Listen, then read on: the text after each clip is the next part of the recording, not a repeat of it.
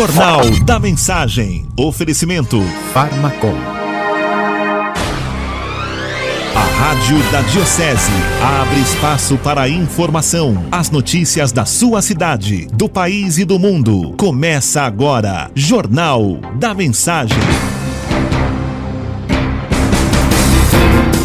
7h mais 33. Olá, muito bom dia. Está no ar mais uma edição do Jornal da Mensagem.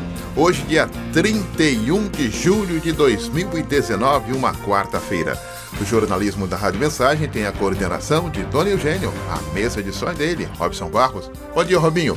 A direção é do padre Luiz Fernando Soares. Jornal da Mensagem. A apresentação, Donizete Eugênio. E você, ouvinte do Jornal da Mensagem, anote o nosso WhatsApp, 974110125.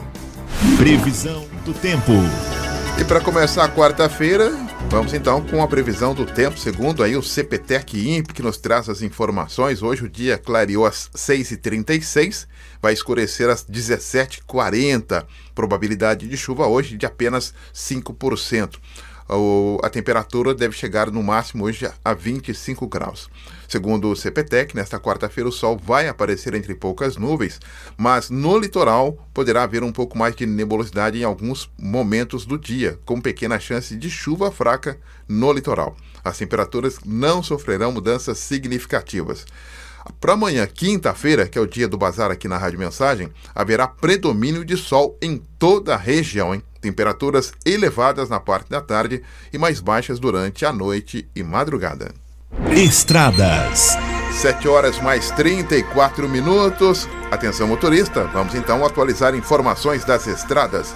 Ana Lúcia Ferreira, bom dia, Ana. Bom dia, Doni, bom dia para todo mundo que nos acompanha pela Rádio Mensagem nessa quarta-feira. Vamos direto então à rodovia Presidente Dutra, com trânsito bastante intenso na manhã dessa quarta-feira e alguns pontos de dificuldade para o motorista. Eu destaco um ponto na altura de Caçapava, próximo ao quilômetro 128, nós já temos ali uma lentidão no sentido Rio-São Paulo até o quilômetro 130 e segue depois em São José dos Campos do 138 até o 139 também por excesso de veículos, ambas situações na pista sentido Rio-São Paulo.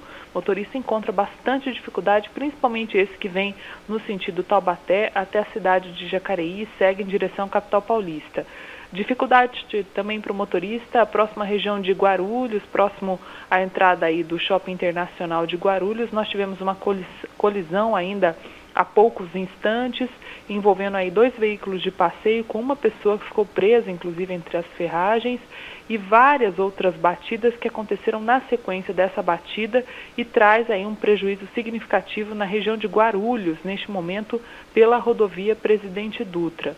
Uma boa opção para o motorista é o corredor Ayrton Senna Carvalho Pinto, destaque para a situação da neblina, a prevalência de neblina neste momento. O motorista precisa de muita atenção, começamos o dia já com neblina e ainda temos pontos de neblina na região da rodovia Presidente Dutra e também no corredor Ayrton Senna Carvalho Pinto. Mercado financeiro. 7h mais 36.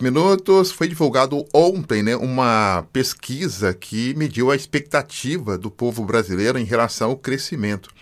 O ano começou com expectativas positivas para o crescimento do Brasil, mas praticamente metade dos consumidores se decepcionaram com o desempenho da economia no primeiro semestre.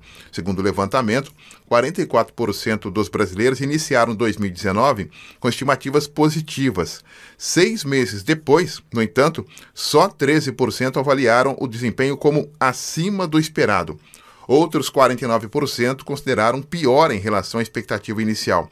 A pesquisa é da Confederação Nacional dos Dirigentes Lojistas e pelo Serviço de Proteção ao Crédito e ouviu 800 pessoas em todas as capitais do país entre os dias 10 e 17 de junho. Esporte. 7h mais 37. Jairo Fortes. Bom dia, Jairo. Bom dia, Doni. Bom dia, Ana Lúcia. Robinho. Tudo bem, amigos? Aqui tá tudo tranquilo. Com você, Jairo? Graças a Deus, tudo bem, Doni. Uma semana cheia, de Libertadores, Copa Sul-Americana, Brasileirão só no final de semana, e jogos de volta. A Libertadores da América, nessa terça-feira, às 21h30, nós tivemos Allianz Parque, Palmeiras 4 e Godoy Cruz 0. Tony, não fez mais que obrigação. Outro jogo fraco do Palmeiras não pode ver. Já no primeiro tempo, o Palmeiras procurou o jogo, mas com muito erro de passe, muito lento na troca da bola, nervoso, com dificuldade na criação de jogada, e fez um jogo truncado diante do Argentino. Um empate 0-0, já levava o Palmeiras, classificar o Palmeiras. No primeiro tempo, o Palmeiras foi muito ruim, a equipe muito desencontrada em campo, Doni. Já no segundo tempo, voltou melhor, assim eu vi, com 8 minutos, o VAR entra em ação e dá pênalti para o Palmeiras. É uma disputa de bola, normal, a bola bate no braço do jogador, nas costas, por cada jogador. A Argentina já botou um nome pro VAR aqui no Brasil, Doni, sabia? Como é que é, Jairo? A Argentina já colocou um nome pro VAR aqui no Brasil. Ah, e qual que é o nome que o argentino deu pro VAR? Varzil. Ah, Varzil. O Rafael, quando tinha nada a ver com isso, marca o gol de pênalti. Aos 30 minutos o goleiro falha, o Borja faz o segundo gol, um chutão do goleiro palmeirense. Aos 31 o Borja entra no lugar de David, aos 40 Scarpa faz o terceiro, mata o jogo, e aos 49 o Dudu faz o 4 gols. Tony, achei o jogo fraco do Palmeiras, mesmo o Palmeiras goleiro, o Godoy Cruz é uma equipe muito inferior, muito fraca tecnicamente. Você vê dois gols, o primeiro gol foi com o do VAR, eu acho que não houve pênalti.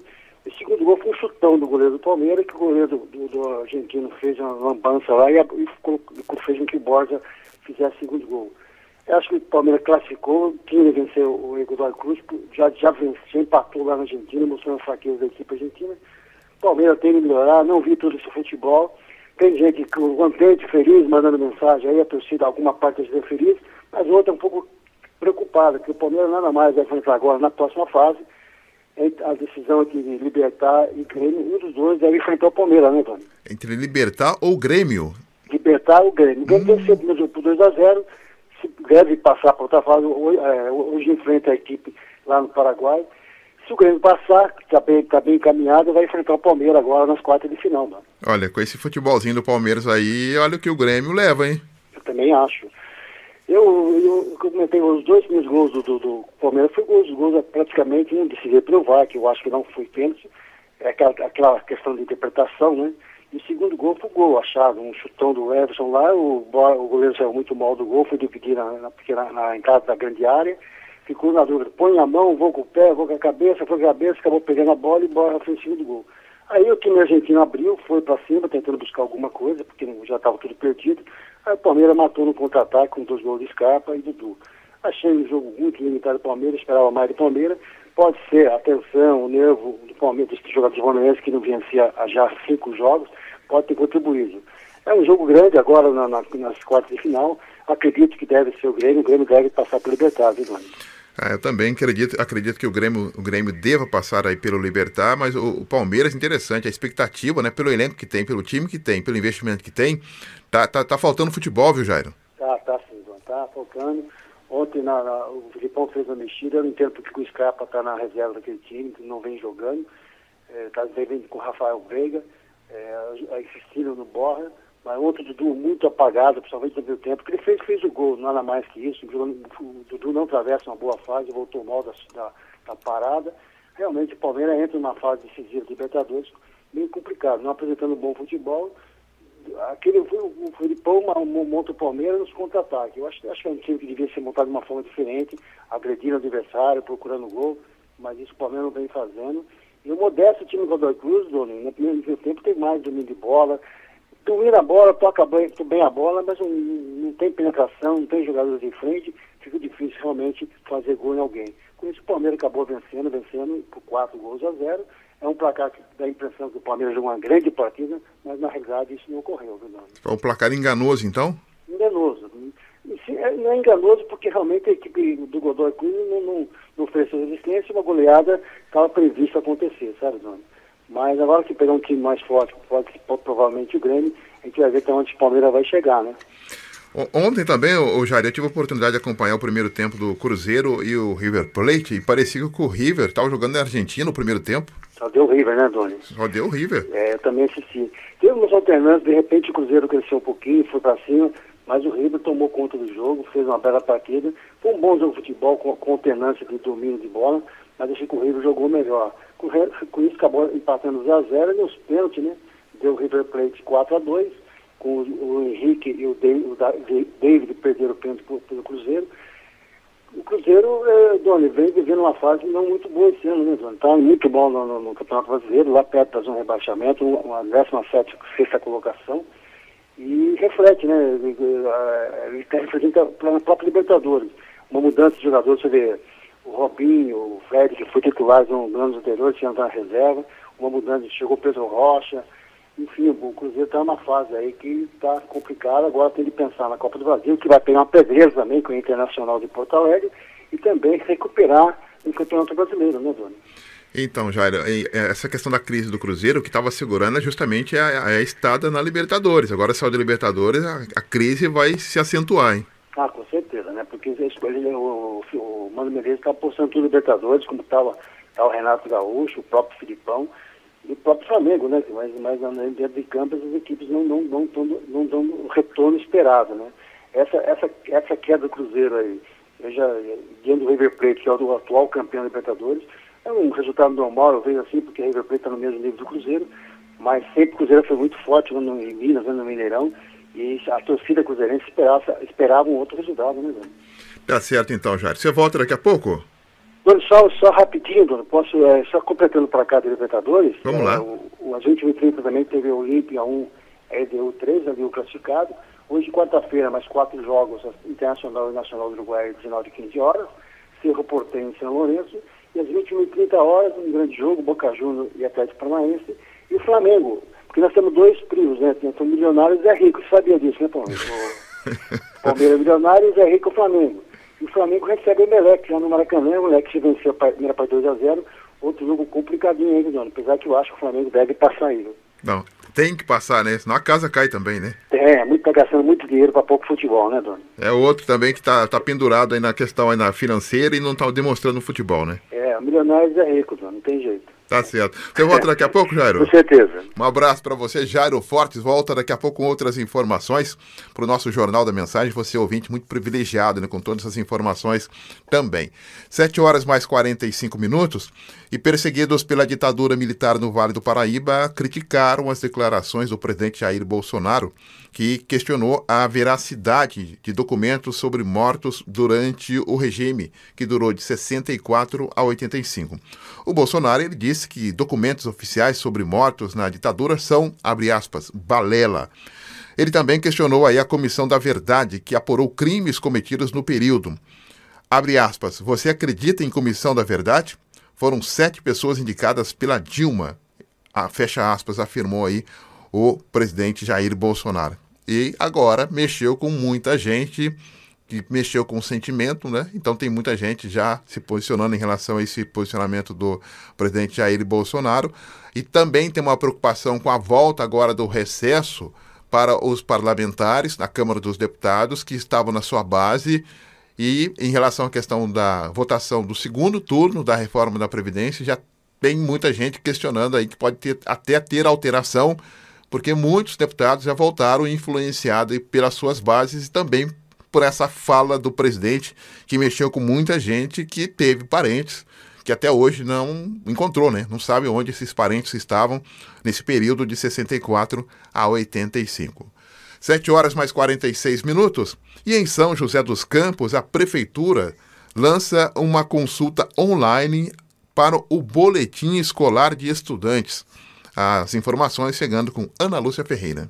E a tecnologia chegou de vez, chegou para ficar nas escolas de São José dos Campos. Uma boa notícia para os responsáveis pelos alunos da rede municipal é que a partir de agora estará mais fácil acompanhar aí o desempenho dos estudantes na cidade. A Prefeitura de São José dos Campos liberou neste mês a consulta ao boletim escolar online. É isso mesmo, as notas das crianças estarão disponíveis na internet. Nós vamos entender melhor esse assunto com a Angelique Mota, que é diretora de TI, Tecnologia da Informação, da Prefeitura de São José. Angelique, olá, muito obrigada pela sua gentileza com a Rádio Mensagem. Vamos começar explicando a motivação da Prefeitura para criar, então, essa espécie de boletim eletrônico. Olá, Ana Lúcia, bom dia, ouvintes da Rádio Mensagem. Nós estamos, mais uma vez, colocando mais funcionalidades para o cidadão joseense. Então, dentro do Prefbook, que hoje o cidadão consegue acessar via site da Prefeitura, é possível hoje acessar as notas e a frequência dos alunos, desde que aquele cidadão seja o responsável por aquele aluno. Então, é possível ver as notas e frequência do ano atual e também dos anos anteriores. Que bacana. Então, assim, a curto modo, né, para a gente entender assim grosseiramente, quem vai ter esse acesso às notas dos alunos são, por exemplo, o pai e a mãe vão ter ali uma senha, um login, para eles entrarem no site Prefbook e observarem a nota dos estudantes. Isso, vamos lá. Funciona assim. Para acesso no Prefbook, a pessoa precisa fazer um cadastro e que vai vigorar é o CPF dessa pessoa que vai se cadastrar. A partir do momento que esse CPF for logado e validado, e é muito simples, viu, Ana Lúcia? A partir do primeiro acesso, ele vai ter acesso a outros itens também da Prefeitura, que nós estamos reunindo vários serviços. Especificamente da saúde, esse responsável pelo aluno, ele tem que ter o cadastro na rede da educação do município, ok? Então, com isso, ele vai poder ter acesso. Muito legal. E que pé que está, Angelique, essa questão do lançamento mesmo dessas notas? Já todos os alunos foram cadastrados? Isso deve ser liberado aí a partir das próximas semanas? Vamos lá. Todas as notas de todos os alunos já estão disponíveis. O que precisa é o responsável por esse aluno realizar o cadastro, ele se cadastrar na escola, o CPF desse responsável. A partir daí, eletronicamente, ele consegue fazer o acesso das notas e das frequências. Muito, muito legal, né, gente? Olha, vocês imaginam aí, né? O pai e a mãe que trabalham o dia inteiro, que quer estar mais perto do seu filho e vez ou outra não consegue ver agora pela internet não só as notas, como também a frequência do aluno, ou seja, se o aluno eventualmente está faltando, né, e não está avisando os pais, o pai já fica sabendo ali pelo Prefbook. Muito, muito bacana. A gente espera, claro, que seja uma iniciativa aí também espalhada por outras cidades da região. Olha, Angeline, parabéns aí pela iniciativa de todo o setor de tecnologia da informação da Prefeitura. Sucesso para vocês também, viu? Muito obrigada. E pode aguardar, Ana Lúcia, que como o Felício, ele sempre fala, assim, é sempre inovar e sempre colocar mais condições para o cidadão.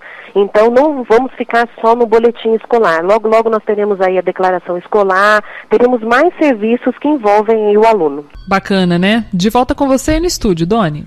Muito obrigado aí pelas informações, 7 horas mais 50 minutos. Agora não tem jeito de dar nó, não, né? Não tem jeito de dar nó, de enganar. Olha, esqueci de falar que a reunião... Nós somos um tempo que tinha a reunião de pais, né? Reunião de pais e mestres. Então, os pais tinham que ir lá e a gente ficava tremendo para mostrar aí o boletim escolar. Mas agora tem essa tecnologia, fica muito mais fácil pelo celular. Os pais conseguem ter acesso à frequência do aluno e também às notas do aluno. 7h51, e a farmácia de medicamentos de alto custo ficou lotada na tarde de ontem em São José. Pacientes reclamaram que o atraso na liberação de medicamentos estaria causando demora e, por consequência, lotação no local. A Secretaria de Saúde do Estado informou que eventuais falhas nos envios dos medicamentos podem causar atrasos. A Prefeitura de São José informou que os medicamentos e a logística de distribuição são de responsabilidade do governo do Estado e que as datas da distribuição são definidas a partir da liberação dos medicamentos pela rede estadual. A Secretaria de Saúde do Estado informou que concentra os esforços para atender a população, mas que eventuais falhas nos envios dos medicamentos podem causar atrasos. Olha, passa governo, entra governo, e esse mecanismo, essa metodologia que o governo do Estado compra o medicamento, repassa para os municípios, há muito tempo tem essa reclamação, né? Porque você acaba tendo aí 3 etapas, né? O munícipe reclama na prefeitura, com todo o direito, com toda a razão, porque ele tem direito a esse medicamento, porque ele paga por isso. O município cobra do Estado esse medicamento, o Estado faz o processo licitatório, compra o medicamento, aí começa a distribuição para todos os municípios. Mas entra governo, sai governo, a situação é a mesma em relação à questão de atraso e também de reclamação. Está na hora de rever aí uma metodologia mais eficiente para os municípios, né? Eu até cheguei a dar uma sugestão aqui em relação que o município pudesse ser aí o responsável pela compra desses medicamentos, logicamente financiado pelo Estado, né? O Estado daria apenas a questão financeira e o município, cada município se encarregaria da compra desse medicamento. Ou seja, se o Estado vai pagar realmente esse medicamento, então nada mais justo que o próprio município fizesse esse processo licitatório para entregar aí para a população. É uma sugestão para o governo do estado de São Paulo. Jornal da Mensagem, a informação ao seu alcance. E o brasileiro continua engordando. 55% da população brasileira está acima do peso. As informações com Ana Lúcia Ferreira. Os brasileiros estão consumindo mais frutas e hortaliças e estão se exercitando mais. Mas ainda assim, mais da metade da população brasileira ainda está acima do peso e 1 em cada 5 brasileiros está obeso. Os dados são do Ministério da Saúde, que ainda mostram que o número de obesidade no Brasil aumentou mais de 67% entre os anos de 2006 e 2018. É o maior índice de obesidade em 13 anos. O nutrólogo e médico do esporte, Eduardo Hauen, explica que as pessoas terem mais peso não significa exatamente terem engordado mais. Tem que fazer uma investigação um pouquinho mais precisa, não se alarmar com esses dados, porque se a população aumentou o exercício físico e aumentou o IMC, é porque a gente sabe que o exercício físico não é um método tão eficaz para perda de peso. Então, se a pessoa só começou a fazer atividade física, continua comendo a mesma coisa, ganhou músculo, ou seja, o peso aumentou, e como a fórmula do IMC é peso sobre altura ao quadrado, nós estamos falando de um aumento desse número do IMC, um aumento do número de sobrepeso, ou seja, não quer dizer que as pessoas engordaram mais, mas sim tem mais peso. O especialista alerta ainda que o excesso de peso é diferente de obesidade. Excesso de peso quando a pessoa está pesada, não quer dizer que ela é obesa. E obesidade é quando a pessoa tem muita gordura, tem excesso de gordura. O que confunde muito é que existe uma classificação de obesidade de pessoas que têm o IMC acima de 30. Quando tem um IMC acima de 30, é classificado populacionalmente de obeso. Mas lembrando que quando se fala de obesidade, a gente tem que tratar individualmente. Então a gente tem que sempre saber fazer essa diferenciação. Atualmente, 55% dos brasileiros estão com excesso de peso. 7h mais 55. Vamos a um breve intervalo e já voltamos com muito mais informação. A gente vai destacar no próximo bloco que as inscrições para o Proteu abrem na próxima segunda-feira, dia 5 de agosto, hein? Atenção, aqui em Jacareí. Daqui a pouco a gente traz essa informação. O intervalo e já voltamos. Estamos apresentando Jornal da Mensagem. Mensagem. Programação de qualidade é aqui. Farmacon, no Jardim Santa Marina, é excelência em atendimento e qualidade de serviços, grande variedade de medicamentos e perfumaria. Aceitamos vários convênios e cartões. Aqui tem farmácia popular. Farmacon, Avenida São Jorge, 1997, Jardim Santa Marina. Peça pelo WhatsApp 981275308 ou ligue 3962-4111. Farmacon, sua saúde é nosso foco. Voltamos a apresentar Jornal da Mensagem. 7h mais 59. Muito bom dia. Já chegamos à primeira meia hora de informação nesta quarta-feira, último dia do mês de julho, hein? Tá chegando agosto. Hoje, dia 31 de julho de 2019. Momento que a gente destaca manchetes de alguns dos principais jornais que já estão nas principais bancas da sua cidade. Jornal Folha de São Paulo. Ato de Bolsonaro pode atrasar aval ao acordo da União Europeia e Mercosul. De Porto Alegre, o Jornal Zero Hora. Bloqueio atinge 600 milhões do Ministério da Cidadania e 340 milhões de reais da educação. O Estado de São Paulo. Trump defende livre comércio entre Estados Unidos e Brasil. Correio Brasiliense, FGTS vai distribuir lucro de 12 bilhões de reais aos cotistas. o estado de Minas, um feminicídio por mês em Belo Horizonte. Jornal do Brasil, Bolsonaro quer mudar normas de trabalho análogo à escravidão. Diário de Pernambuco, reações duras contra Bolsonaro. Valor econômico, bancos fecham agências e reagem no avanço digital. Jornal Globo, Bolsonaro diz que não mudará estilo de ataques. Sou assim mesmo, não tem estratégia. E os jornais regionais destacam: O Vale. É verdade. Em novo ataque, Bolsonaro diz que documentos sobre mortes da ditadura são balela. Líder da Comissão da Verdade vê atentado à democracia.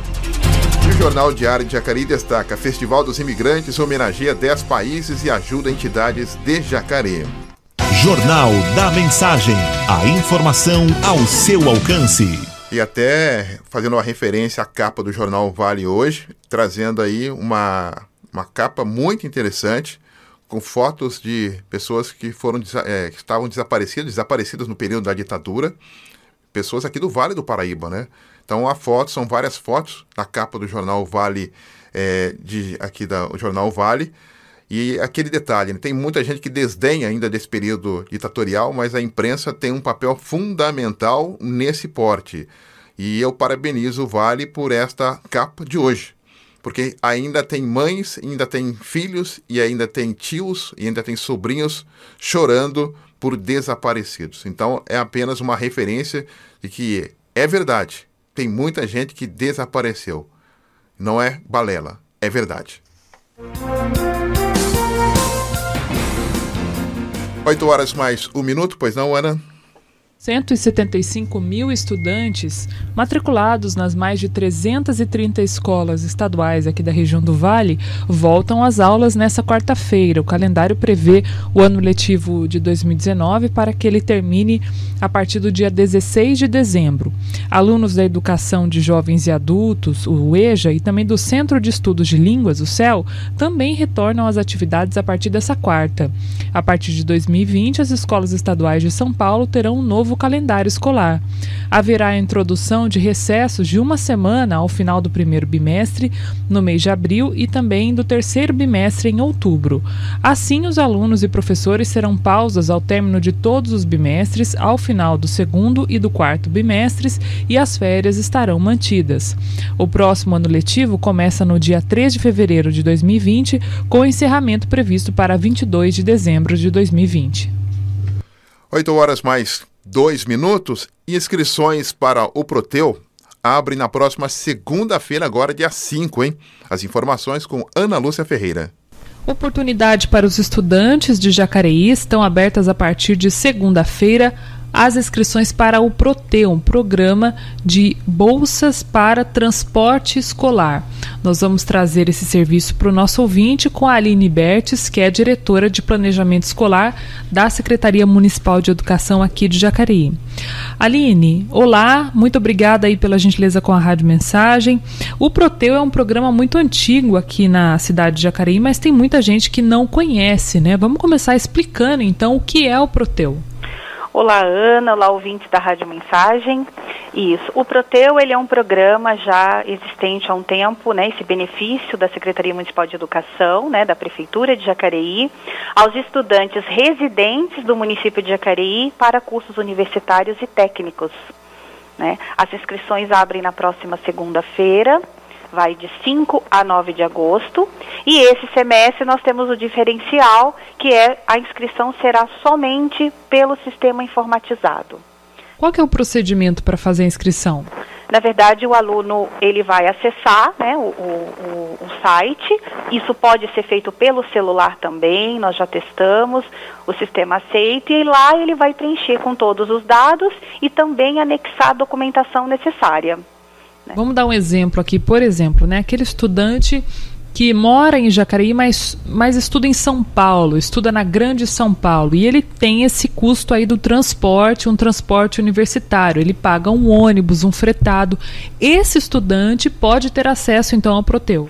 Isso, ele sendo residente de Jacareí, né, ele vai fazer a inscrição, e depois há uma comissão nomeada de 5 funcionários de carreira que vão validar todas as inscrições realizadas no sistema. E como é que funcionam essas bolsas, Aline? São bolsas integrais, ou seja, cobrem 100% do custo do aluno com transporte, ou parciais, ou elas são diluídas aí entre os inscritos? Como é que funciona? Não, na verdade, é um valor, né, e isso é distribuído para os alunos, é uma porcentagem, não é o valor integral da passagem, né, é um benefício, né, de complementação para esse estudante, né. Geralmente todos os alunos são contemplados, até mesmo os alunos em EAD, que fazem EAD, né. Esse cálculo é feito pelo número de aulas que ele frequenta, né, que ele se dirige até o polo ou a universidade. Muito bacana, né? Ou seja, como disse aí a Aline, quem se inscreve no Proteu só tem a ganhar, né? Dificilmente vai ficar de fora. Não deve ter, então, a bolsa integral, como é já característico do programa, mas vai ter, sim, um auxílio que vai ajudar bastante nesse custo com transporte para outra cidade. Então, vamos reiterar aqui, o procedimento é via eletrônico, pelo site da Prefeitura, Aline? Isso, o endereço eletrônico vai ser o www.edujacareí.com.br. Né? Então, a inscrição, frisando, ela inicia no dia 5. Lá também no site nós já disponibilizamos o edital, né, para que o aluno acesse e já vá separando toda a sua documentação. Então, frisando, endereço eletrônico www.edujacareí.com.br. Então, as inscrições serão somente pelo sistema informatizado. E o Proteu tem algum telefone para outras informações? Sim, qualquer dúvida, nós estamos aqui na Secretaria Municipal de Educação, no telefone 3955-9225. Muito legal. Parabéns, Aline. Sucesso aí para vocês, viu? Obrigada, Ana. Qualquer dúvida pode ligar aqui na Rádio Mensagem também, né? Que a gente passa aí as coordenadas para falar diretamente com o pessoal do Proteu. Lembrando então que as inscrições serão abertas na segunda-feira e seguem pelos meios eletrônicos, como passou aí o endereço para a gente, a Aline também. De volta com você no estúdio, Doni. Obrigado pelas informações. 8h mais 7 e a 12ª edição do Festival dos Imigrantes de Jacareí começa já na sexta-feira, agora dia 2. E assim como nas edições anteriores, escolheu 10 países para homenagear. Desta vez, a temática do evento destaca a gastronomia e cultura dessas nações. Na noite de abertura oficial, na sexta agora, a partir das 7 da noite, terá a apresentação da dupla Fábia e Norton. A programação segue até o fim de semana, sempre às sextas, sábados e domingos, com o encerramento das atividades no dia 11 de agosto, que é o Dia dos Pais. Além do Bunkiô, participam outras 9 entidades assistenciais e socioculturais de Jacareí, com a venda de pratos típicos dos países que representam. Por exemplo, Associação Humanitária Amor e Caridade, Bicho Feliz, Casa do Curativo, Círculo Italiano, Comunidade São Judas, Cruz Vermelha de Jacareí, Escoteiros, Associação Fênix, Associação Protetora dos Animais e Vicente Decária. Os pratos variam entre R$ 4 e R$ 60. Toda a renda será revertida para as próprias entidades, para a manutenção aí dos serviços oferecidos. O Festival dos Imigrantes de Jacareí é realizado na sede do Nipo Brasileira Bunkiô, que fica ali na Avenida Lucas Nogueira Garcês, no Jardim Esperança. A entrada será R$ 5, estacionamento com seguro, R$ 20, sendo que crianças até 12 anos e idosos acima de 65 anos não pagam. Ocupantes de carros estacionados dentro do Bunkiô também não pagam a entrada. Então aí uma oportunidade importante para essas entidades que participam para, logicamente, aí arcar com as despesas ao longo do ano de 2019. Jornal da Mensagem. Seu bairro, sua cidade em destaque. 8h mais 8, pois não, Ana? Sim, Doni, a Prefeitura de São José realiza até quinta-feira um leilão de veículos e materiais usados. Os lances podem ser feitos online ou presencialmente e o dinheiro arrecadado será aplicado nas áreas de educação e saúde, segundo a Prefeitura. Os objetos leiloados estão divididos em 51 lotes e incluem aparelhos eletrônicos como notebooks, micro-ondas e geladeiras, além de objetos como carros, ônibus, caminhões e maquinários pesados que também estarão disponíveis neste leilão. As vendas serão efetuadas para pessoas físicas ou jurídicas, com valor nunca inferior ao preço mínimo do produto. Além da participação online, as propostas podem ser apresentadas pessoalmente no dia 1º de agosto, amanhã, no auditório da empresa Superbid, que fica em São Paulo, na Avenida Engenheiro Luiz Carlos Berrini, número 105, bairro Cidade Monções, no 4º andar. 8h mais 10 e o Ministério Público realiza nesta manhã de quarta-feira uma operação que apura fraude no sistema de transporte escolar em Jambeiro, hein? Ao todo são cumpridos 17 mandados de busca e apreensão na cidade e em outros 6 municípios. A operação Linha Certa faz parte de uma investigação que apura a associação criminosa na Prefeitura de Jambeiro na licitação e execução do transporte escolar. De acordo com o órgão, integrantes do Executivo e Legislativo manipulavam a licitação em benefício de parentes. A investigação apontou que agentes públicos, principalmente de vereadores, além da vice-prefeita de Jambeiro, gerenciavam a distribuição das linhas de transporte escolar, favorecendo pessoas próximas e familiares, entregando as linhas mais rentáveis. O transporte escolar na cidade é feito no modelo de concessão, com pagamento feito de acordo com o volume de alunos e viagens. Segundo o Grupo de Atuação Especial do Combate ao Crime Organizado, GAECO, a investigação identificou transferências bancárias a contas particulares de pessoas ligadas àquelas autoridades públicas, contratos firmados com possíveis testas de ferro e falsidade ideológica de documentos. Há ainda relatos de irregularidades nos veículos utilizados, colocando em risco a segurança dos alunos, além de casos de sabotagem nos veículos de quem se opunha ao esquema. Que coisa, hein? Então, agora de manhã, em Jambeiro, o Ministério Público faz essa operação contra a fraude no transporte escolar em Jambeiro. Então, portanto, aí nesta manhã, já chegando com várias provas, com denúncias gravíssimas em relação aí aos possíveis envolvidos. Jornal da Mensagem, a informação ao seu alcance. Nós estamos no inverno, mas cuidado com a pele, hein? Cuidados com a pele, principalmente dos idosos. E a Ana Lúcia Ferreira conta pra gente o porquê. A hidratação é a melhor maneira de proteger a pele, principalmente a pele dos idosos. Além da pele das pessoas mais velhas ser um pouco mais frágil, os idosos perdem 20% da espessura da pele desse órgão com o passar do tempo. A especialista Maria Ângela Bocara, da Associação Brasileira de Estomaterapia, alerta que é preciso hidratar de dentro para fora, tomando sempre água e alguns chás. O principal cuidado com a pele do idoso é a hidratação, pelo menos 2 a 3 vezes por dia.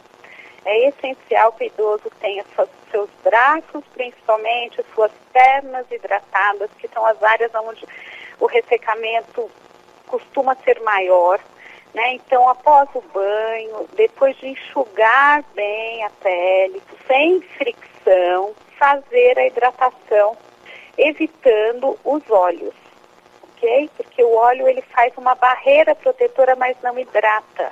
Então, eu preciso usar as loções cremosas. Além disso, é preciso ter alguns cuidados com as lesões na pele. A especialista explica ainda que a pele lesionada pode ser a porta de entrada para muitas doenças e infecções. Proteger maçanetas de portas com algo mais estofado, corrimões de escada, para que a gente evite quinas de móveis. Então, a adequação do ambiente, a hidratação adequada, a ingesta de proteínas, a hidratação da pele, pelo menos 2 vezes por dia, evitar os banhos muito quentes e excesso de banhos. Vale lembrar que é preciso observar constantemente a pele e procurar um profissional de saúde a qualquer sinal diferente. 8h14, vamos a um breve intervalo e já voltamos com a presença do vereador Wagner Balieiro, que participa conosco nesta manhã de quarta-feira. Até já! Estamos apresentando Jornal da Mensagem 1470, a frequência da evangelização. Farmacom, no Jardim Santa Marina, é excelência em atendimento e qualidade de serviços. Grande variedade de medicamentos e perfumaria. Aceitamos vários convênios e cartões. Aqui tem farmácia popular. Farmacom, Avenida São Jorge, 1997, Jardim Santa Marina. Peça pelo WhatsApp 981275308 ou ligue 3962-4111. Farmacom, sua saúde é nosso foco. Voltamos a apresentar Jornal da Mensagem. 8 horas mais 17 minutos, 8h17, já recebendo em nossos estúdios o vereador de São José dos Campos, o Wagner Balieiro, para conversar com o nosso ouvinte privilegiado. E você também já pode mandar perguntas, questionamento aqui para o vereador Wagner Balieiro, ou pelo telefone, ou também pelo nosso WhatsApp. Vereador Wagner, obrigado pela presença, muito bom dia. Eu que agradeço a oportunidade. Bom dia a todos os ouvintes, a toda a equipe aqui da Rádio Mensagem. É sempre um prazer estar aqui com vocês. Nós aqui agradecemos. A gente sempre, quando o vereador Wagner Balieiro está conosco, a gente sempre procura também trazer alguns assuntos aí à baila, até por conta aí do próprio conhecimento do Wagner em relação à questão aí da reforma da Previdência, que tem feito aí algumas palestras e algumas dicas também. Mas o que chamou a atenção, até eu fiz uma referência agora há pouco, né, da capa do jornal O Vale, né, fazendo uma referência aí dos desaparecidos aqui do Vale do Paraíba, né, tempo da ditadura militar. De que forma o vereador encarou, né, as falas do presidente em relação à questão aí das balelas, né? Olha, na verdade nós temos um presidente da República eleito numa situação muito atípica, né, no Brasil, que faz um papel que não condiz com o cargo, né, com a estatura desse cargo que é de presidente da República. Você precisa trabalhar processos de união da nação, de diminuir a possibilidade de disputa, de ódio, criar sentimentos e posições que possam unificar as pessoas. E o que a gente está vendo agora é uma pessoa que estimula ódio, que divide as pessoas, que quer mexer na história, deturpando os fatos históricos comprovados, que estão lá já com documentos fartos em relação, por exemplo, a essa questão da ditadura, que enfim, e principalmente, né, no meio de tudo isso, você mexe com pessoas com histórias de famílias que sofreram muito durante a ditadura, que tiveram parentes, filhos, irmãos, pais. A própria Câmara de São José mesmo abriu uma discussão num período sobre isso. Foi feito, né? Nós tivemos, foi na época da Amélia, que era presidente da Câmara, ela fez uma comissão da verdade, e teve um livro, inclusive, colocado sobre isso, sobre todos os trabalhos, todos os depoimentos que foram feitos de todas as pessoas que foram perseguidas. Lá, inclusive, em função até um pouco desse trabalho que foi feito na Comissão da Verdade aqui no município de São José, nós tivemos, por exemplo, parte desse trabalho foi utilizado para fazer com que alguns alunos, estudantes do ITA, recebessem de volta o diploma quando eles foram retirados do ITA ou simplesmente não deixaram continuar os estudos no ITA por ter posições políticas contrárias àquilo que o regime determinava. Então, parte do trabalho ali. E mais uma série de histórias que a gente fica chocado quando a gente vê, né, as arbitrariedades que aconteciam, que era a violência do Estado, né, o Estado propagando uma violência e agindo fora da lei, né, com a nossa população. Esse tipo de coisa a gente não pode permitir jamais voltar. Os valores democráticos, a possibilidade da gente estar aqui hoje debatendo na rádio, falando diversas opiniões sobre diversos assuntos da cidade, do país, é fruto da luta democrática. Se a gente voltar a ter um modelo de terrorismo de Estado, um modelo onde as pessoas não possam expressar livremente a sua opinião, nós vamos fazer o país recrudescer demais a um tempo que foi muito ruim para a população, como foi o período da época da ditadura. Vereador Wagner, eu estava comentando recentemente aqui em relação o que aconteceu ontem em São José sobre as filas, né? A enorme fila para a retirada do medicamento de alto custo em São José lá, mais de 3 horas. E aí eu comentei o seguinte, né? Eles foram bonzinhos com a história de 3 horas, foi mais, viu? Porque quem viu a denúncia, quem fez a denúncia até... Foi o vereador? E espalhou para a imprensa ontem foi a gente. Então, vereador, é que eu estava dizendo o seguinte, entra governo, sai governo, e esta questão Estado e município não se resolve. O que precisa ser feito? Na verdade, ali, Donizete, vamos dizer, a maior parte da fila, ela é do Estado. Ela é do Estado. Eu sou vereador de oposição lá, mas eu tendo que ser justo aqui, que a maior parte do problema da fila, né, o município tem vários e graves problemas na área de saúde, como algumas faltas de remédios básicos no postinho que a gente tem visto acontecer, mas ali na farmácia central, qual que é a responsabilidade do município?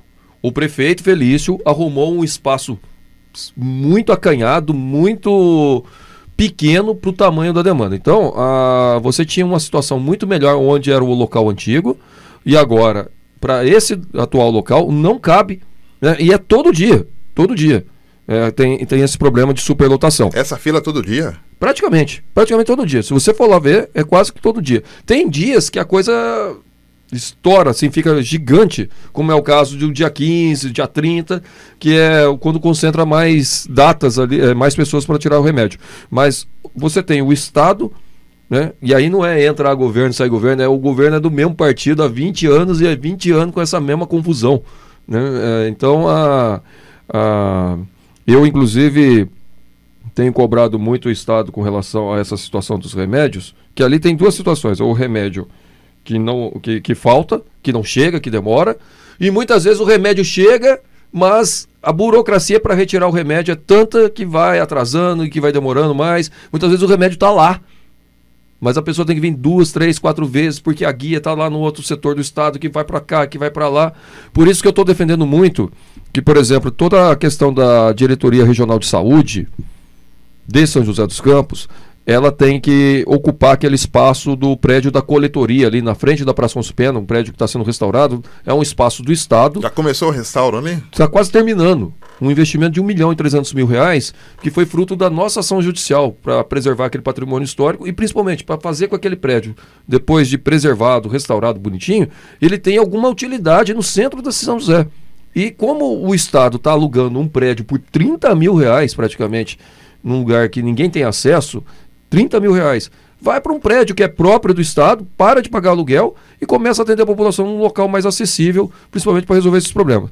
A responsabilidade do município foi em colocar naquele local. Tem tanto lugar melhor e maior para atender a população, pelo menos para colocar todo mundo mais numa situação mais confortável até receber o remédio. Mas o Estado, ele tem falhado demais e é todo mês. Se a gente for hoje lá, dependendo do horário, você vai encontrar a mesma coisa. Dia 15, dia 30 dá um estouro ali, né? Dá mais gente ainda, mas praticamente todo dia. Eu costumo ir lá uma vez por semana, praticamente, porque ora ajudando algumas pessoas que pedem ajuda mesmo, porque a burocracia é tanto, muitas vezes a pessoa se enrosca nos documentos, então a gente dá uma assessoria. E muitas vezes até para verificar, enquanto papel de vereador, de fiscalização, essa situação. Eu faria o que na Prefeitura de São José? Arrumaria um local melhor, um local maior para a população. E tem espaço, né? O próprio local... ideal é que tem que ser um local onde passa o transporte público, né? Sim, exato. Tem que ser um local que passa o transporte público, onde as pessoas têm condições de sentar e não ficar sob sol e chuva. Que a situação que está hoje... Ontem, por exemplo, choveu mais no finalzinho da tarde. Se chovesse no meio da tarde, ali, meio-dia, 1h da tarde, aquela população ia sofrer demais, porque não cabia dentro do prédio. O prédio é muito acanhado. Ô, vereador Wagner, por que o senhor diz que o prefeito Felício cortou quase R$8 milhões da saúde? Eu tenho uma prática, Doni, já de muitos e muitos anos, da gente acompanhar os dados do Conselho Municipal de Saúde e aqui reforçar para toda a população que escuta a Rádio Mensagem, que viu esse ano eu participei também lá da campanha da Fraternidade que fala de políticas públicas. A população ela tem condições de participar do CGU, Conselho de Gestor de Unidade, e participar do Conselho Municipal de Saúde. Todos os dados relacionados a gastos de saúde são apresentados de 4 em 4 meses nos Conselhos Municipais de Saúde, tanto aqui de Jacareí como em São José dos Campos. Então, a cada 4 meses é apresentado os dados de quantas consultas foram, quantos atendimentos, quantas cirurgias, qual o valor gasto.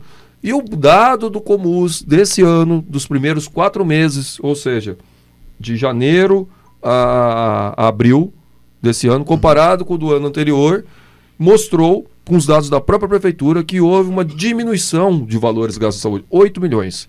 O que significa 8 milhões a menos na saúde? Significa menos consulta, menos exames, menos atendimento.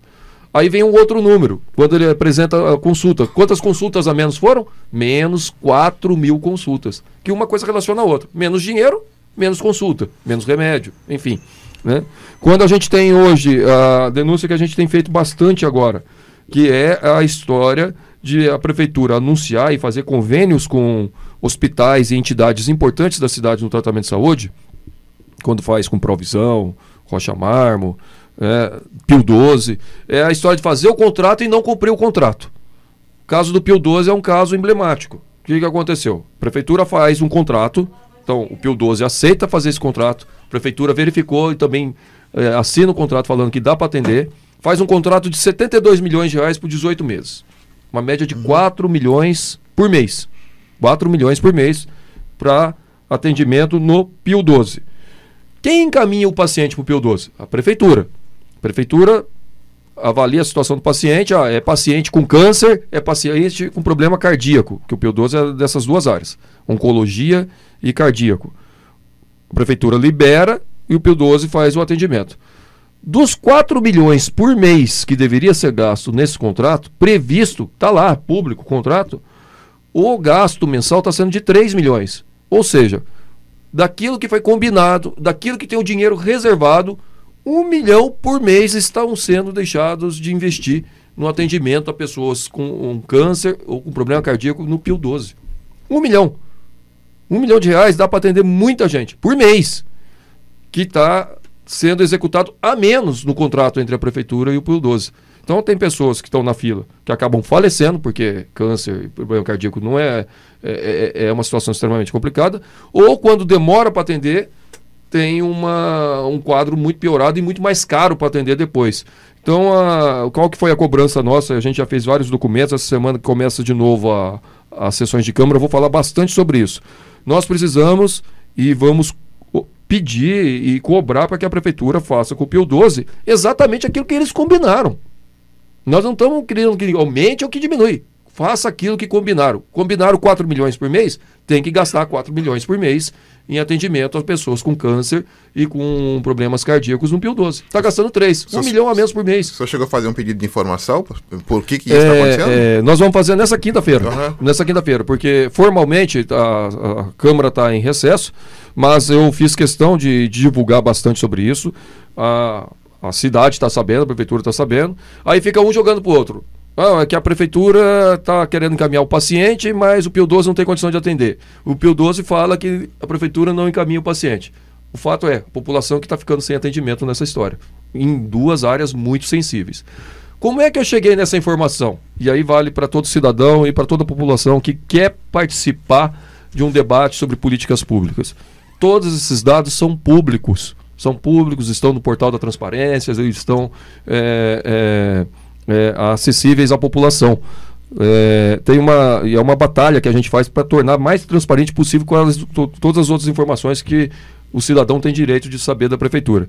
Eu falo muito para o pessoal da Escola de Fé e Política, né, que tem que ter uma matéria, tem até um pessoal que fala isso, mas começa a pegar casos práticos aqui, principalmente da Diocese de São José, Jacareí, Santa Branca, Monteiro Lobato, Paraibuna, São José, coloca uma matéria de como olhar portal transparência, de qual é a legislação sobre acesso a informações e montar um grupo que saiba olhar item por item dos gastos públicos. A gente pode ajudar nisso. É um direito do cidadão. Mas é uma linguagem simples que está lá nesse portal transparência ou tem que ter um olho mais clínico?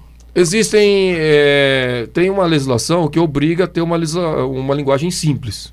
Tem uma legislação e muitas vezes nos próprios boletins dos municípios das cidades tem um momento que é publicado numa linguagem mais fácil para a população olhar esses dados. Que às vezes é muito técnico, né? E mesmo quando é muito técnico, é obrigatório o município trabalhar como explicar essa parte técnica à população. Eu aprendi com o tempo, com a prática, né? Ninguém me ensinou, mas a gente, no papel legislativo, é obrigatório aprender isso, eu fui atrás. Então, eu sei olhar a dotação orçamentária, sei olhar as fontes de financiamento, uma série de coisas. É importante para a população até, inclusive, saber qual que é a decisão de gestão que alguns prefeitos vão fazer no dedo do orçamento. Por exemplo, um caso de São José dos Campos. nós fizemos o projeto para tentar implantar o BRT na cidade.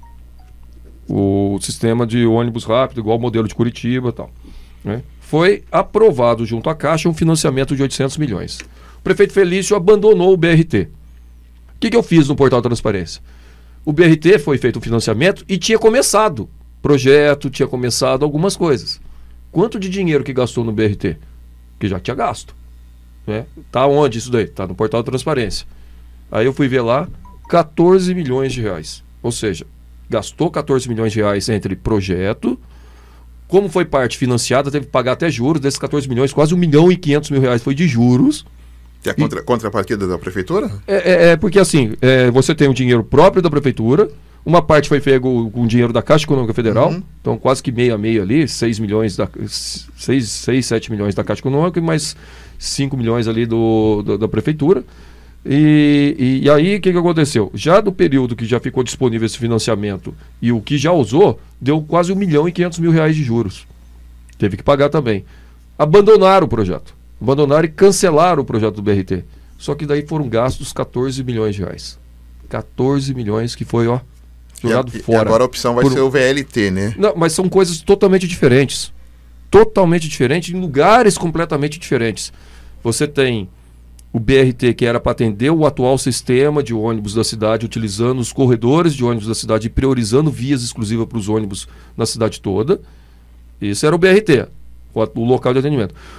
A outra coisa é a história da linha verde, que estão fazendo uma bela de uma confusão. Estão querendo criar um novo corredor viário e nesse corredor viário estão querendo colocar um modelo novo de transporte nesse corredor viário, mas que não tem ligação com os locais que eram do BRT. Não tem nada a ver. Porque o local que ia ser colocado do BRT é o local onde já tem as atuais linhas de ônibus. Essa nova via seria para uma nova linha de ônibus. É uma nova, né? Se for o veículo leve sobre pneus, VLP, que na verdade é uma carcaça igual de VLT, igual parecendo aqueles bonitos, só que de pneu, igual o motor de ônibus. Mesma coisa. São tecnologias. Você tem o BRT, você tem o VLP com pneus, você tem o VLT, que é de trilhos, sendo de pneu, sendo ônibus, sendo trem. Mas São José não perdeu ainda esse financiamento, né? O dos 800? Primeira mão, eu estou dizendo para você, perdeu. Aqui é o primeiro lugar que a gente está falando isso. Perdeu. Quero aqui, até para valorizar o trabalho que vocês fazem de um jornalismo muito sério. Por que perdeu? Porque já foi feito o pedido de rescisão formal junto à Caixa, a Caixa deu o encerramento do contrato no mês de maio. Então acabou mesmo o projeto todo. Acabou e jogou 14 milhões que já tinham gasto fora. Perdeu, acabou. Agora, a gente está vindo aqui falar para vocês que isso aconteceu. A prefeitura deveria ter a obrigação ética, moral, de ter avisado a população disso. Não fez. E gastou 14 milhões e jogou fora. Inclusive pagou em juros e para quitar isso tudo esse ano, parte desses 14 milhões. Mas ela entrou com o pedido de encerramento do contrato, desistindo do financiamento em fevereiro, e em maio veio a liquidação final, encerrando definitivamente o financiamento de 800 milhões. Estou dizendo aqui em primeira mão com vocês, fui confirmar inclusive na Caixa Econômica Federal e de fato ele já é um contrato inativo. Eu dizia na época que seria, acho que um dos maiores financiamentos na região, né? Das cidades médias, era o maior, das cidades consideradas médias, sem ser capitais, no Brasil era o maior. Era uma conquista, né? Então foi perdido e teve que gastar 14 milhões aí. O problema disso daí é aquela história da decisão que entra governo, sai governo, você vai jogando fora as coisas. Nós tivemos uma situação lá também da Via Banhado. A Via Banhado. Nós gastamos 4 milhões de reais com o projeto. 4 milhões, fazer projeto executivo, detalhado, tal, estava lá finalmente lá na CETESB. A prefeitura simplesmente não deu continuidade no andamento do licenciamento da CETESB. Perdeu os prazos de informação da CETESB, aí a CETESB arquivou o processo. Então você já teria que fazer tudo de novo. E agora, na verdade, com algumas mudanças e com a discussão lá da Torre da Argon, lá que leiloou, no projeto original você tinha que, da época do Eduardo Cury, tinha que demolir as duas torres para fazer a Via Banhado, para não passar em área de turfa e área ruim. Agora, quando a gente chegou, eu falei, vamos preservar uma torre, mas tinha que demolir preservamos uma, mas uma outra teria que ser demolida. Então foi feito o projeto desse sentido. Agora ele leiloou as 2 torres. Né? Opa, se leiloou as 2 torres, então o projeto da Via Banhada que existia já não vai servir mais. Só que custou 4 milhões esse projeto. E simplesmente foi descartado. Você joga fora também. Essas coisas de jogar dinheiro fora, a gente tem que parar com isso. Isso não é questão de velha, nova política, é uma questão de boa política. Coisas de políticas de Estado, políticas que ultrapassam mandatos, você tem que debater com a população, o que a população definir, tem que continuar independente da sigla partidária. O processo... O senhor acredita que essa questão aí da mobilidade em relação do BRT, depois VLP, foi uma questão, não foi nem de gestão, mas foi política, então? Ou seja, o andamento desse processo todo? O projeto do BRT foi uma opção política de não continuar. Foi uma opção política de não continuar. Eles vão ver, eu até sei a história. Que o projeto era inadequado, tinha que fazer várias correções. Nunca mostraram os erros, nunca fizeram as correções e simplesmente jogaram fora. Pode fazer a correção que quiser, porque estava no meio de projeto, você corrige. Mas você usa a verba que está disponível. Não foi o caso. Agora, novamente, é diferente o BRT, que era um sistema de transporte coletivo para a cidade toda, e essa história do VLP dentro da linha verde.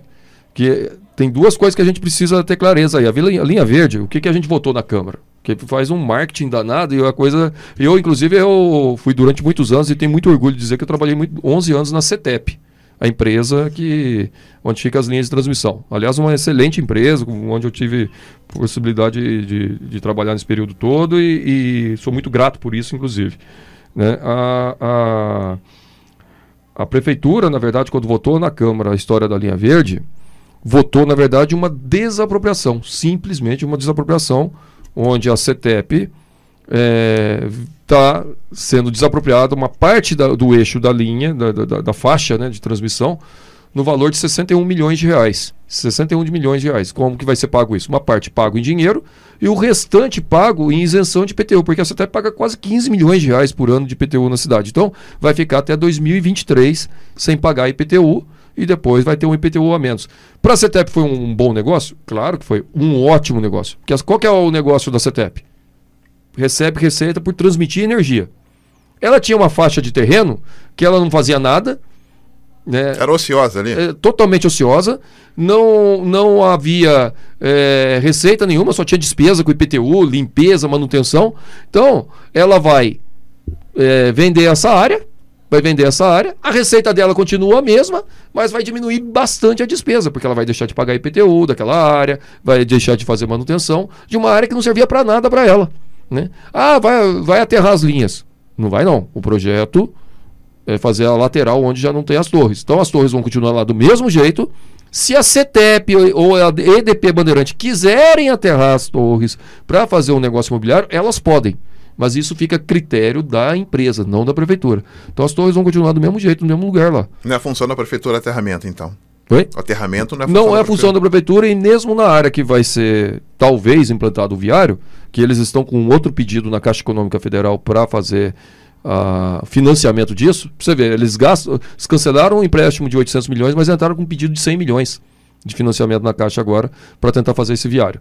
Está lá no site, lá também um pedido de 100 milhões de financiamento. Então troca, né?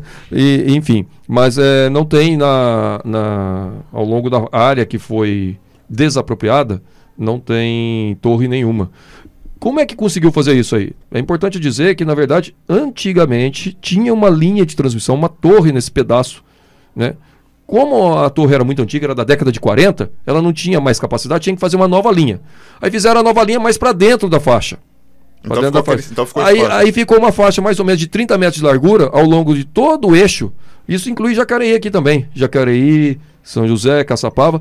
Tem uma faixa de mais ou menos de 30 metros que está ociosa desde 2015, 2016. Então tem uma oportunidade aí, não só de São José, mas até das outras prefeituras, inclusive aqui de Jacareí, de poder utilizar parte dessa faixa, desde que faça essa negociação com a empresa. Ok. Vamos ao intervalo, Robinho? Já voltamos com o vereador Wagner Balieiro conversando conosco. Até já.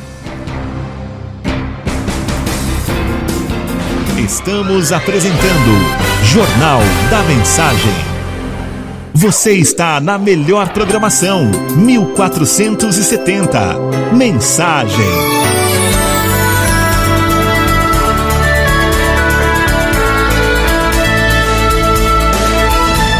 Farmacom, no Jardim Santa Marina, é excelência em atendimento e qualidade de serviços. Grande variedade de medicamentos e perfumaria. Aceitamos vários convênios e cartões. Aqui tem farmácia popular. Farmacom, Avenida São Jorge, 1997, Jardim Santa Marina. Peça pelo WhatsApp 981275308 ou ligue 3962-4111. Farmacom, sua saúde é nosso foco. Voltamos a apresentar Jornal da Mensagem. 8h mais 44, de volta com o nosso Jornal da Mensagem, hoje com o vereador Wagner Balieiro participando conosco aqui do Jornal da Mensagem. E ontem, em São José, na Câmara, teve ali a apresentação da Lei de Diretrizes Orçamentárias do Estado, né? Faz esse, eu diria, esse turismo aí pelo Estado de São Paulo, né, em várias câmaras, e ontem teve em São José. Participou dessa LDO ontem, vereador? Participei. Ontem foi a LDO e a lei orçamentária, inclusive, né? Foi falado também já dos itens para o orçamento do Estado do ano que vem. E como todos os anos, eu participo dessa audiência pública, Donizete, eu acho que já faz quase todos os anos. Só se tiver alguma agenda muito complicada ali casando que eu não participo. Mas praticamente todos os anos eu tenho ido para cobrar o Estado alguns serviços, algumas necessidades que nós temos, tanto em São José dos Campos como no Vale do Paraíba. Por exemplo, eu ontem lá coloquei muito claramente a necessidade, como já vem há muito tempo, da necessidade da gente ter um distrito policial na região do Novo Horizonte, região leste da cidade. Não tem cabimento você chegar no final de semana, você precisar ir numa delegacia de polícia, o pessoal que mora na região leste do Novo Horizonte tem que se deslocar até o 3º DP no bairro 31 de Março, na Zona Sul. É uma distância mais próximo ao 31 de Março? É o que fica de plantão pro final de semana, né? Então, precisa ter um distrito policial na região do Novo Horizonte e precisa ter um distrito policial na região sudeste, região do Putim, região do Jardim da Granja. Esses dois locais são muito grandes e até hoje não tem um distrito policial. Ao mesmo tempo, também cobramos a manutenção e a reforma, principalmente ali do 1º distrito policial, 1º DP, que é no centro da cidade, que está caindo aos pedaços, que chove demais dentro dele, né? Alaga até o distrito policial. O delegado lá já não sabe o que fazer de tanta coisa que precisa reformar naquele prédio, que é no centro da cidade, e é vergonhoso ver o estado. E só falando da segurança. Falamos também da necessidade da implantação de algumas escolas de ensino médio. Na cidade temos a necessidade de colocar, a prefeitura já cedeu o terreno, o Estado precisa construir a escola de ensino médio ali na região leste, na região do Frei Galvão, Coqueiro, Santo Inês 3, há necessidade de uma escola de ensino médio, assim como também na região norte, a implantação de uma escola de ensino médio ali na região do Alto Santana, que a demanda está muito grande. E colocamos os problemas da área de saúde, principalmente remédio de alto custo, que é sempre uma batalha, né, que a gente viu, e a questão das melhorias das estradas estaduais, né? Nós temos a SP50, São José para Monteiro Lobato, onde você já tem projeto executivo. Aliás, pedem a duplicação, né? Os moradores ali pedem a duplicação da SP50, né? Eu não cheguei a tanto, mas eu pelo menos o acesso a alguns bairros, o acesso ao bairro dos Freitas, o acesso ao bairro do Costinha e ao Buquirinha, há uma necessidade de construções de rotatória, de ampliação ali dos acessos. O projeto executivo para esse trabalho já foi feito, as desapropriações ficam por conta da prefeitura, que já foram feitas, o projeto já foi aprovado pelo DER, falta fazer. Isso foi feito até na época da nossa gestão e até agora não foi feito. A questão financeira foi resolvida, então? Parte. Agora falta a parte do Estado, né? Mas a parte de responsabilidade da prefeitura já foi feita. Projeto executivo, projeto de desapropriação das áreas já foram feitas. Principalmente ali do acesso ao bairro dos Freitas e ao bairro do Costinha. Isso falando da SP50. E também falamos da SP62, né? Que liga São José a Caçapava. E falamos da famosa Geraldo Scavone, né? São José Jacareí, que tem locais que precisa fazer acostamento, tem locais que precisa fazer recapeamento. Também foram citadas lá no processo. E outro item importante que começou a entrar na pauta e está ganhando força, e inclusive foi um pedido nosso, e aí os representantes da Prefeitura de São José também foram lá e pediram a mesma coisa, que é a conservação do prédio da Tecelagem Paraíba, que fica lá no Parque da Cidade. O prédio está caindo aos pedaços. Que é do Estado. Que é do Estado, um patrimônio do Estado. Na época da gestão do Carlinhos, nós solicitamos, houve uma possibilidade daquele prédio ser repassado para a prefeitura. O Estado aceitou repassar para a prefeitura. A atual gestão do Felício não quis dar continuidade, devolveu o prédio de novo para o Estado, não quis ficar para o município, devolveu para o Estado. Então o município abriu mão, agora o Estado tem que cuidar. O que é que poderia ser feito ali, vereador? Olha, vou dar um exemplo de um prédio similar ao prédio da tecelagem em São Paulo, que virou o Sesc Pompeia. O Sesc Pompeia foi feito num prédio exatamente muito parecido com da tecelagem, da tecelagem. Você pode transformar num lugar que seja do Sesc, do SESI, alguma coisa aí, dar uma parceria do Estado com alguém, ou pode levar muita coisa da prefeitura para lá, né? Porque o que acontece? É uma área muito grande, muita área construída, sendo do Estado, coloca os órgãos, arruma e coloca os órgãos do Estado lá. Se um dia vier para a prefeitura, coloque alguns órgãos da prefeitura de prédios que estão alugados lá. Tem espaço para estacionamento, é fácil acesso, é perto do centro da cidade, dá para fazer muita coisa. E preserva o lugar, que o lugar é muito bonito. Tanto o prédio da tecelagem como o entorno, né, que é o parque da cidade ali, causando ali todo um paisagismo ali que vale a pena. Privilegiada, né, vereador? Vereador Wagner, só tem que agradecer a tua presença mais uma vez aqui, sempre é bom tê-lo conosco aqui, e até a próxima oportunidade, hein? Eu que agradeço a oportunidade. Quem quiser entrar em contato conosco no 98810-9376, 98810-9376, esse telefone é o WhatsApp do gabinete, então eu e mais algumas pessoas da assessoria que atendem, ou no 3925-6561, 3925-6561. E nas redes sociais, no Instagram, Facebook, Wagner Balieiro, com esse nome não é tão comum, então Wagner com W, Balieiro, e já acha a gente lá também. Bacana, obrigado e a boa quarta-feira, Wagner. Eu que agradeço a oportunidade, bom dia a todos. Bom dia, o vereador Wagner Balieiro foi o nosso convidado de hoje, no intervalo, e já voltamos. Estamos apresentando Jornal da Mensagem. Esta é a melhor sintonia. Continue com a gente. Mensagem.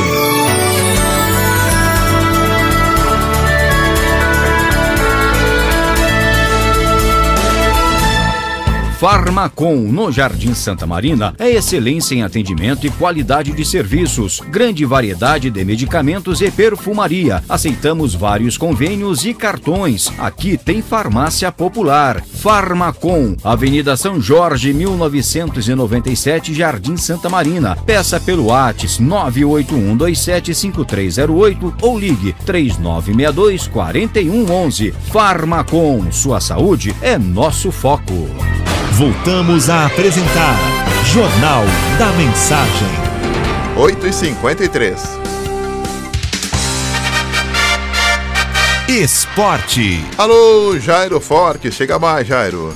De volta ao Jornal da Mensagem, com análise da rodada da Libertadores das Américas, Copa Sul-Americana, uma semana cheia de grandes decisões. Libertadores das Américas, jogos de volta, terça-feira, dia 37, Mineirão, às 19h15, Cruzeiro 0, River Plate 0. Na decisão por pênaltis, Cruzeiro 2, River Plate 4, River Plate classificado. Bom jogo de futebol entre Cruzeiro e River Plate. O Cruzeiro foi derrotado na cobrança de pênaltis por 4-2. River jogou de igual para igual o Cruzeiro, alternando vantagem, ora para o River, ora para o Cruzeiro. O River avança para as quartas de final. Já o Cruzeiro tem a Copa do Brasil para decidir contra o Inter na semifinal. Também precisa recuperar no Brasileirão, onde ocupa a 16ª posição, a uma posição fora da zona de rebaixamento. Na verdade, não é um bom ano para o Cruzeiro de Belo Horizonte. Às 21h30, Allianz Parque, Palmeiras 4, Godoy Cruz 0. Palmeiras goleia o fraco Godoy Cruz por 4-0 e vai enfrentar nas quartas de final o Grêmio ou Libertad do Paraguai. Depois de um primeiro tempo muito fraco, onde o Verdão errou muitos passes e muito lento, não saiu do zero diante da fraca equipe argentina. Já no segundo tempo, aos 8 minutos, Palmeiras de pênalti, marcado pelo VAR, um pênalti inexistente, Rafael Veiga abre o placar. Com 1-0, o Godoy Cruz teve de lançar-se ao ataque, aí o Palmeiras tomou conta do jogo e partiu para a goleada. Placar justo do Palmeiras, muito superior tecnicamente ao fraco time do Godoy Cruz da Argentina. Às 21h30, Olímpia 1, LDU 1, LDU classificado. Nesta quarta-feira, hoje, dia 31/7, 19h15, Internacional e Nacional. O Inter, com empate no jogo de hoje, avança às quartas de final. No primeiro confronto, jogando fora, o Colorado bateu o Nacional do Uruguai por 1-0. Às 19h15, Cerro Porteño e São Lourenço. Primeiro jogo, empate de 1-1. Às 21h30, Boca Juniors e Atlético Paranaense. No primeiro confronto, jogando em casa, o Atlético Paranaense não conseguiu evitar a vitória argentina. O Atlético vem fazendo um bom Brasileirão e seu treinador acredita em uma virada em La Bombonera.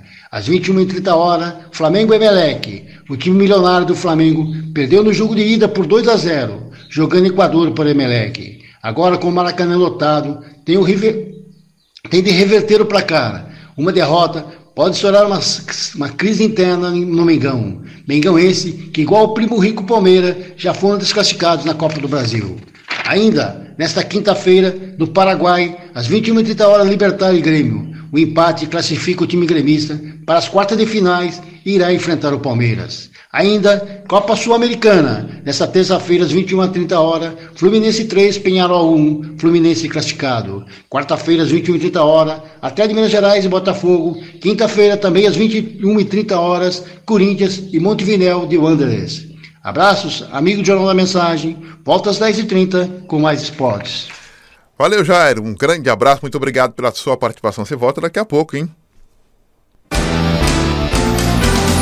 No Jornal da Mensagem, direto do DECOM, Departamento de Comunicação, as principais informações da Diocese de São José dos Campos. Às 8h56, vamos direto para o DECOM com Pedro Henrique Lovisotto. Pedro Lovisotto, bom dia. Bom dia, Doni. Bom dia a todos da nossa Rádio Mensagem. Com a aproximação do Sínodo dos Bispos para a região amazônica, a Rádio Vaticano levará a voz e a mensagem do Papa a mais de 25 milhões de pessoas presentes na Amazônia.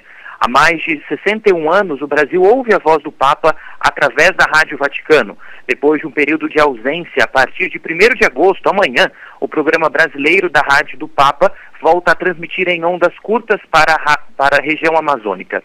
A Rádio Vaticano demonstra, assim, a sua atenção para com uma parte do Brasil que faz do rádio o seu principal instrumento de comunicação. Novamente, a voz do Pontífice poderá ser ouvida pelas mais de 25 milhões de pessoas que habitam o pulmão verde do nosso planeta.